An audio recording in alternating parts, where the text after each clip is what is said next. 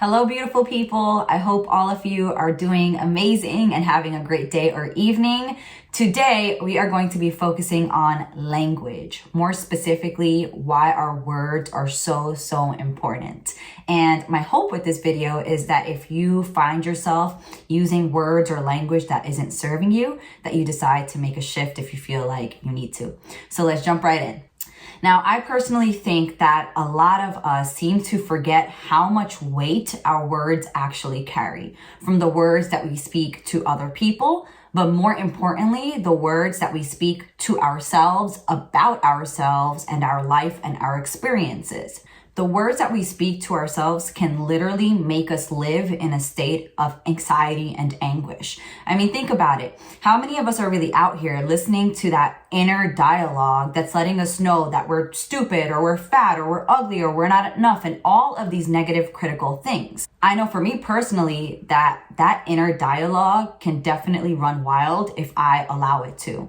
And so I just want us to think about the consequences of that inner dialogue, that language that we're using, and how it can literally prevent us from moving forward and becoming the people that we want to become. And so that's why I personally think that words are so important. We can use them to call upon pain for ourselves, or we can use them to call upon empowerment and abundance. And that's kind of where I hope for all of us to be at. So with that said, let's go into talking more specifically about how our words can be used in a very deficit type perspective.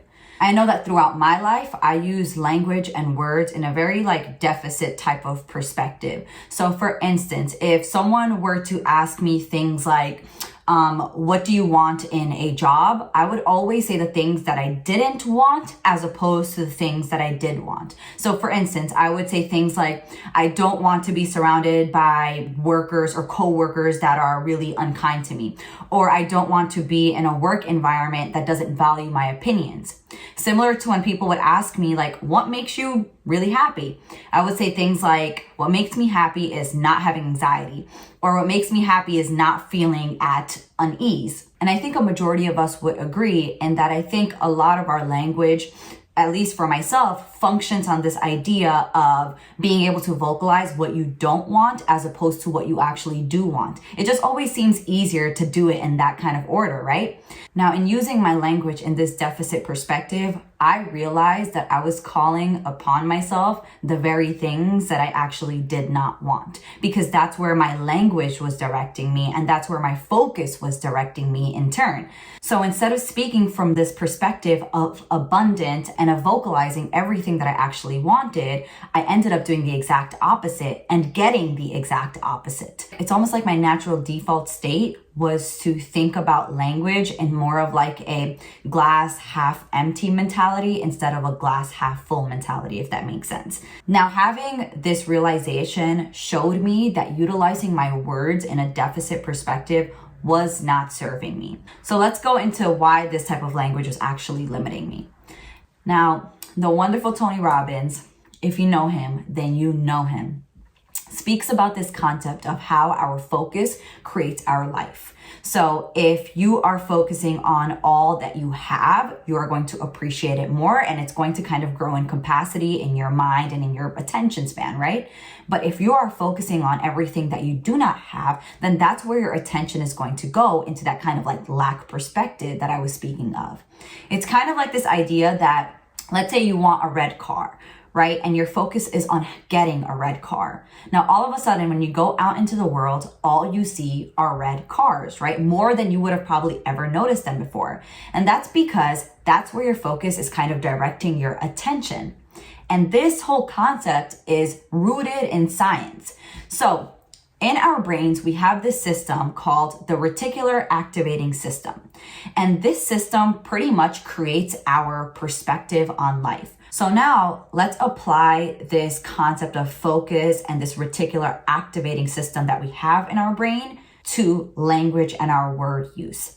If our language and our words are being used to discuss all the things that we do not want, or all the things that are critical about us, such as, I don't want a really crappy job, or I don't want to be stuck in a horrible relationship, or I really feel like I'm so ugly, or I really feel like I'm not even smart enough, right? You're going to continue to have anxiety if your language is focusing on how much you do not want anxiety. You're going to continue to have unease if your language and words are focusing on how much you do not want it. You're going to continue to be stuck in crappy relationships if you focus on how much you do not want to be in a crappy relationship. And the reason for that is because you, like myself, are not articulating what it is that you want. We are not reframing our language to work in our favor. And so our reticular activating system, our focus is honing on the very things that we do not want and kind of increasing the size of those issues in our mind, because that is where our language is directing us. So let's learn to articulate exactly what we want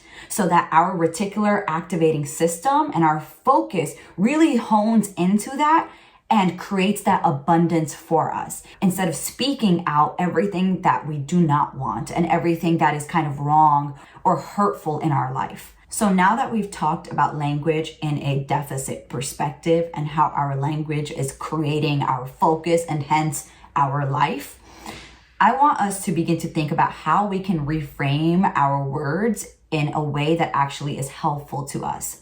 So here are some reframes that I think might be helpful. Instead of saying, I don't want to have anxiety anymore, I don't want to feel discomfort, I don't want to feel unease, say things like, I want to feel peaceful.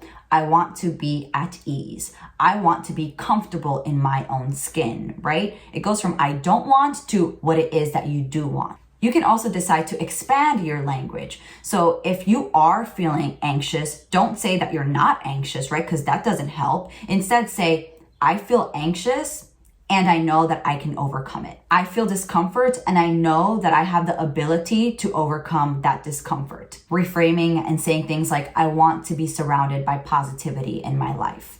Or, why is, for example, the universe, God, doing all these harmful things to me? Like, why is my life so shitty right now? And kind of using questioning in our language in a critical way to kind of put the blame on others or external situations.